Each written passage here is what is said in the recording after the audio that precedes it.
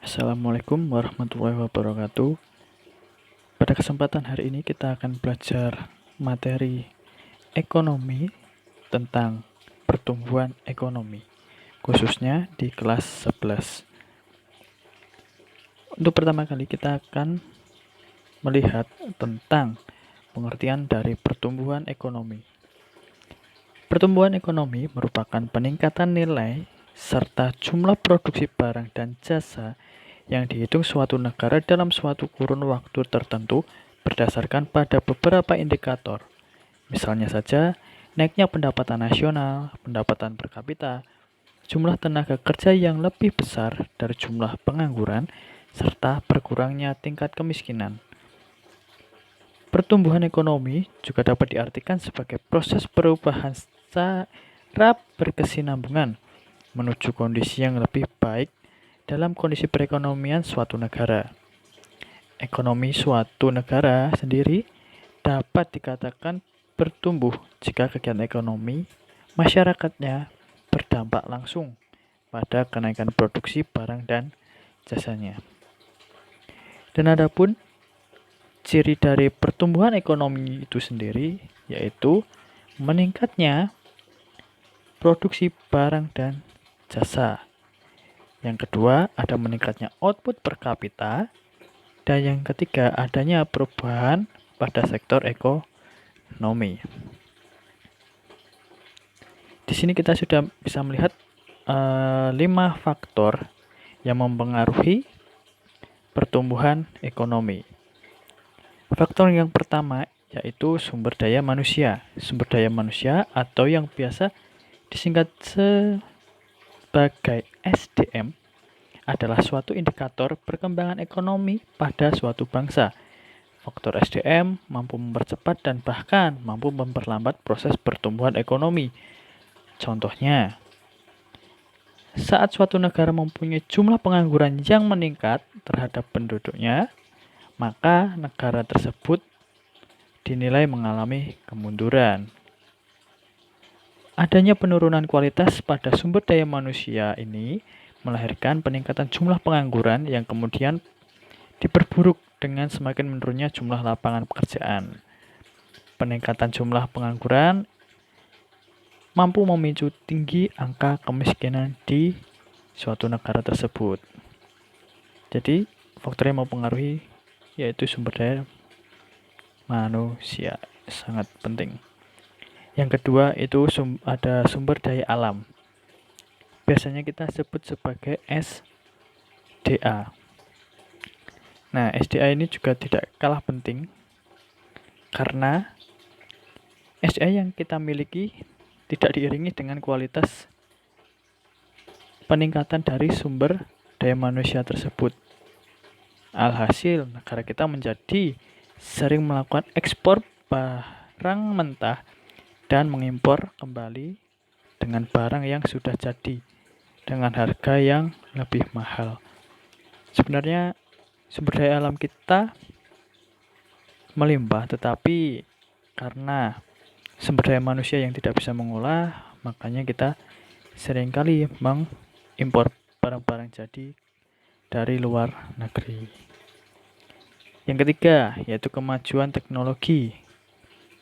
Suatu negara akan dinilai maju dalam hal ekonomi jika mengalami peningkatan terkait pemanfaatan ilmu pengetahuan dan teknologinya. Hal yang sama berlaku untuk perusahaan yang mengutamakan teknologi untuk melahirkan barang atau jasa yang lebih efisien. Kembali lagi dari yang sumber daya alam, terus dengan kemajuan teknologi dan sumber daya manusia yang bisa mengolah sumber daya alam, maka akan mempengaruhi dan akan berpengaruh besar pada faktor pertumbuhan ekonomi pada suatu negara tersebut.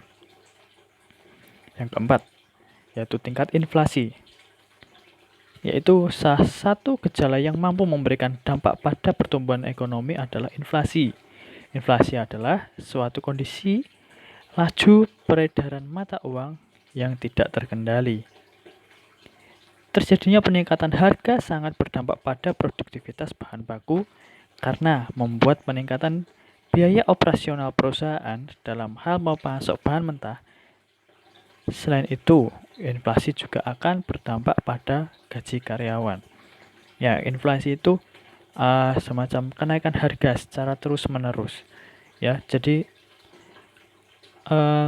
harga barang-barang tersebut itu semakin hari atau setiap bulan itu mengalami kenaikan secara terus-menerus. Itu adalah tingkat inflasi. Yang terakhir yaitu tingkat suku bunga. Tingkat suku bunga yang ada pada suatu negara juga mampu mempengaruhi pertumbuhan ekonomi. Pertumbuhan tersebut cenderung akan membuat tingkat suku bunga meningkat karena adanya peningkatan pendapatan yang terjadi di masyarakat. Suku bunga yang tinggi akan berpengaruh buruk pada suatu perusahaan yang biasanya digunakan untuk modal pinjaman dalam peningkatan kualitas perusahaan. Selain itu, terjadinya suku bunga yang tinggi juga akan berpengaruh pada penurunan investasi. Dalam hal ini tentu akan berdampak buruk pada saham perusahaan. Nah, untuk teori pertumbuhan ekonomi itu dibedakan menjadi 3, yaitu pertama klasik, terus ada teori neoklasik, dan teori historis. Nah, di sini sudah ada 3 pakar ya yang menyebutkan teori klasik. Yang pertama ada Adam Smith, David Ricardo, dan juga Thomas Robert Malthus. Menurut Adam Smith, yang mempengaruhi dari pertumbuhan ekonomi yang pertama itu adalah pertumbuhan GDP, yaitu sumber daya alam, jumlah penduduk, dan persediaan barang. Yang kedua, pertumbuhan jumlah penduduk. Yang ketiga, adanya sistem persaingan bebas. Itu menurut Adam Smith. Sedangkan menurut David Ricardo, pertumbuhan ekonomi dipengaruhi oleh sumber daya alam yang terbatas. Yang kedua, jumlah penduduk yang selalu berkembang. 3, kemajuan teknologi. Yang keempat, sektor pertanian yang lebih dominan. Sedangkan Robert Malthus atau Thomas Robert Malthus menyatakan bahwa pertumbuhan penduduk seperti deret ukur, sedangkan pertumbuhan ekonomi seperti deret hitung. Sehingga jumlah penduduk yang akan berkembang lebih cepat daripada ekonomi yang mengakibatkan upah tenaga kerja jadi lebih murah dan hanya mencukupi kehidupan sehari-hari saja. Itu menurut 3 pakar dari teori klasik. Yang kedua yaitu ada teori neoklasik. Teori neoklasik untuk tokoh yang pertama yaitu Joseph A. Schumpeter. Joseph A. Schumpeter itu mengemukakan bahwa pertumbuhan ekonomi sangat ditentukan oleh kemampuan kewirausahaan atau entrepreneurship. Teori ini menekankan pada inovasi yang dilakukan oleh para pengusaha, yang mana kemajuan teknologi sangat ditentukan oleh jiwa kewirausahaan masyarakat yang mampu melihat peluang untuk membuka usaha baru maupun memperluas usaha yang telah ada. Itu menurut Joseph A. Schumpeter. Teori neoklasik yang kedua yang diungkapkan oleh Harrod dan Domar, ya, yaitu perlu adanya pembentukan modal atau investasi untuk mencapai pertumbuhan ekonomi yang teguh, steady growth. Semakin banyak modal, maka produksi barang dan jasa juga semakin banyak. Jadi, menurut teori ini, ada syarat agar perekonomian negara dapat berkembang secara jangka panjang, steady growth. Yang ketiga, masih di teori neoklasik, yaitu menurut Robert Solow. dia mengungkapkan bahwa semakin tinggi tingkat tabungan, semakin tinggi pula modal dan output yang dihasilkan. Solow juga berpendapat bahwa pertumbuhan ekonomi adalah rangkaian kegiatan dengan 4 faktor utama, yaitu manusia, akumulasi modal, teknologi modern, dan hasil atau output. Kita masuk ke teori yang terakhir, yaitu teori historis. Di sini ada 4 yang mengemukakan teori historis. Yang pertama yaitu Frederick List. Menurut List, pertumbuhan ekonomi dikelompokkan menurut kebiasaan masyarakat dalam menjaga kelangsungan hidupnya melalui tata cara produksi. Kurang lebih, pengelompokan ini terdiri atas 4, yaitu yang pertama, berburu dan mengembara, bergantung pada alam. Yang kedua, peternak dan bertani. 3, bertani dan kerajinan. Yang keempat, kerajinan, industri, dan perniagaan. Yang kedua, menurut Warner Schumpert. Menurut Warner, pertumbuhan ekonomi terjadi karena masyarakat memiliki susunan organisasi dan ideologi masyarakat. Kalau menurut Warner, ada 3 zaman, yaitu zaman perekonomian tertutup, yaitu masyarakat masih terbatas dalam menghasilkan barang dan dilakukan secara kekeluargaan. Zaman yang kedua yaitu zaman kerajinan dan pertukaran, yaitu sudah ada pembagian kerja dalam masyarakat. Yang ketiga, zaman kapitalis, yaitu ketika sudah ada pemilik modal. Lanjut, yang ketiga yaitu teori historis dari Walt Whitman Rustow. Biasanya itu disebut dengan W.W. Rustow. Nah, menurut Rustow, dalam pertumbuhan ekonomi, suatu negara akan mengalami tahapan-tahapan berikut. Yang pertama yaitu tahapan tradisional, yang kedua ada transisi, yang ketiga ada lepas landas, yang keempat menuju kematangan, dan kelima konsumsi tinggi atau konsumsi tingkat tinggi.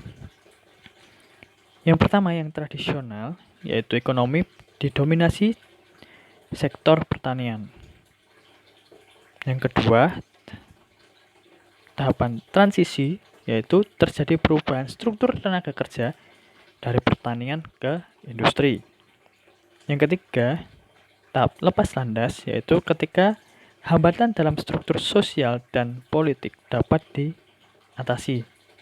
Yang keempat, menuju kematangan, serikat buruh dan dagang semakin maju.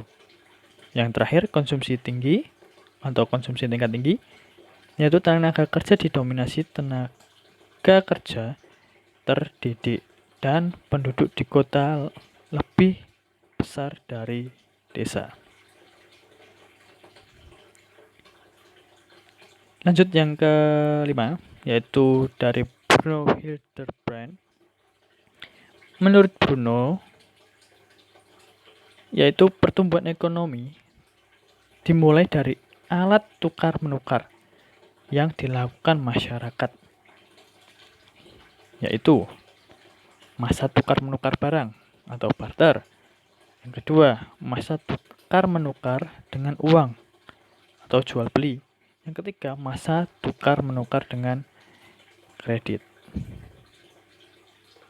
Yang terakhir, yaitu historis, masih di teori historis, yaitu Karl Buser. Nah, dia mengungkapkan bahwa pertumbuhan ekonomi suatu negara didasarkan oleh hubungan konsumen dengan produsen. Tahapan pada teori ini adalah yang pertama, rumah tangga tertutup, yaitu masyarakat hanya memenuhi kebutuhan kelompoknya sendiri. Yang kedua, rumah tangga kota, yaitu sudah muncul hubungan dagang antar desa dan desa dengan kota.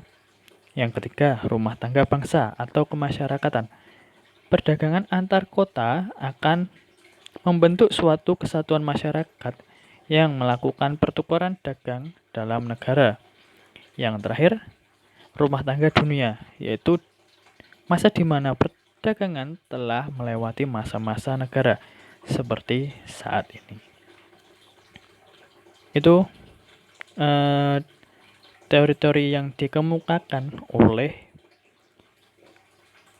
para ahli dari teori klasik, neoklasik, dan historis. Untuk pembelajaran pertumbuhan ekonomi, saya cukupkan sampai di sini. Semoga materi yang saya berikan bermanfaat. Jangan lupa selalu belajar dan berdoa, jaga kesehatan.